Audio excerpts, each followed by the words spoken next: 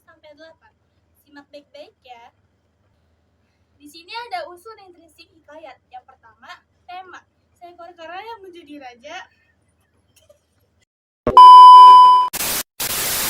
Di sini ada aktivitas 7 tentang unsur intrinsik hikayat. Yang pertama, tema. Seekor kera yang menjadi raja. Yang kedua, latar. Hutan dan tepian pantai. Yang ketiga, tokoh. Tokoh dan penokohan. Seekor kera yang digambarkan memiliki keanggusan dan keangguhan hingga mengalami nasib buruk. Yang kelima, maju, yaitu menceritakan kera yang menjadi raja hingga ia mengalami nasib buruk.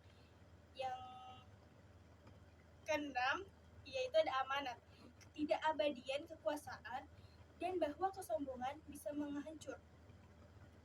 Di sini saya akan membacakan unsur intrinsik cerpen. Yang pertama ada tema. Temanya yaitu keyakinan dan perjuangan seorang anak untuk menggapai mimpinya. Tokoh dan penokohannya yaitu seorang anak yang percaya diri pada mimpinya dan seorang ayah yang realistis. Yang ketiga ada alur. Alurnya yaitu maju, menceritakan tentang dialog antara anak dan ayah dan keyakinan pada mimpinya. Latarnya yaitu rumah dan sekolah. Amanatnya yaitu pentingnya percaya diri untuk menggapai mimpi kita. Dan di sini kita akan membandingkan nilai-nilai kedua kutipan tersebut, yaitu nilai dalam hikayat, jangan sombong saat berkuasa karena semua kuasa tidak abadi, dan nilai dalam cerpen yaitu pentingnya percaya diri pada mimpi. Dan keempat, ada bandingkan kebahasaan kedua kutipan tersebut. Itu akan dibacakan oleh Seina. Membandingkan kebahasan dalam hikayat. Hikayat menggunakan bahasa yang formal dan klasik, sedangkan cerpen menggunakan kebahasaan yang ringan dan sederhana. Dan terakhir kita akan menjelaskan perbedaan dari hikayat dan cerpen. Hikayat lebih banyak menggunakan simbol dan perumpamaan, sedangkan cerpen lebih realistis dan berkaitan dengan kehidupan sehari-hari. Hikayat biasanya menceritakan kisah yang fantastis atau penuh keajaiban, sedangkan cerpen menceritakan kisah yang lebih masuk akal. Itulah presentasi dari kami, materi aktivitas 7. Sekarang kami akan mempresentasikan materi aktivitas 8. Di sini ada cerita hikayat yang sudah diubah oleh kami, yaitu tentang bawang putih dan bawang merah.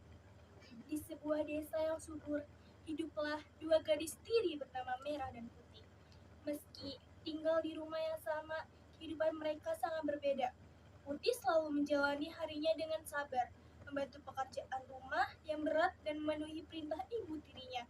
Sementara itu, Merah, saudari tirinya, selalu memerintahkan dan menghabiskan waktu bersantai.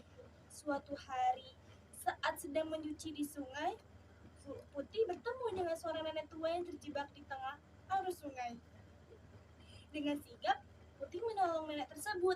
Sang nenek tersenyum dan berkata, "Kau gadis yang baik, terimalah labu ini sebagai hadiah." Putih pun menerima labu itu dengan merasa terima kasih, meskipun ia tak menyangka ada apa di dalamnya.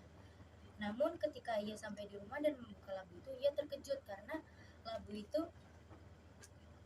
itu berisi koin emas. Ibu tiri yang tamak serta Merah yang iri melihat apa yang dibawa oleh Putih. Keesokan harinya Merah dengan sengaja menghanyutkan selendang ibunya agar mendapatkan hadiah dari nenek tua itu. Namun ketika Merah bertemu dengan nenek yang sama, ia memperlakukan nenek tersebut dengan sangat kasar. Nenek tua akhirnya memberikan labu juga kepada Merah. Namun saat dibuka, isinya adalah ular dan serangga yang sangat mengerikan. Dari kejadian tersebut, Merah dan ibunya menyadari bahwa kesalahan mereka dan meminta maaf kepada Putih. Mereka pun hidup bersama dengan harmonis. Di sini ada unsur intrinsik, yaitu tema tentang kebaikan hati dan keserakahan, dan tokoh dan penokohan. Bawang putih yang baik hati, rajin dan penyabar. Ada Merah yang pemalas, iri hati dan kasar, dan ibu tiri jahat selalu membela Merah. dan nenek tua yang baik hati dan bijaksana. Dan di sini ada latar desa sungai dan gua, dan alurnya yaitu maju. Diawali dari penderitaan Putih hingga Ibu Tiri dan saudari tirinya menyesali perbuatan mereka. Dan amanatnya adalah berbuat baiklah kepada sesama, karena kebaikan hati selalu dibalas dengan kebaikan. Baiklah, itu saja presentasi tugas bahasa Indonesia dari kami. Saya Nadia Nur Aini. Saya Saina Laura Rindra. Kami pamit undur diri. Wabillahi taufiq wal hidayah. Wassalamualaikum warahmatullahi wabarakatuh. Jangan lupa ditonton, di like, dan komen, dan subscribe ya guys. Bye-bye. Bye.